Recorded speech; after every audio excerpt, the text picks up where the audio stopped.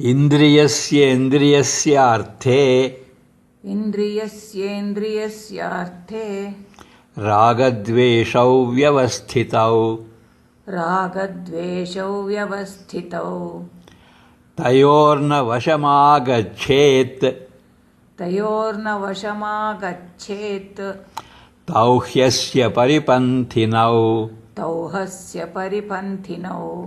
Each of the senses shows a strong tendency towards its object in terms of attachment and aversion, raga and dvesha. One should not be influenced by them, as they are great obstacles on the path of knowledge. ಇಂದ್ರಿಯಗಳು ಮತ್ತು ಅವುಗಳ ವಿಷಯಗಳಿಗೆ ಸಂಬಂಧಿಸಿದಂತೆ ರಾಗ ಮತ್ತು ದ್ವೇಷಗಳು ಅಡಗಿದ್ದು ಸ್ಥಿತವಾಗಿರುತ್ತವೆ.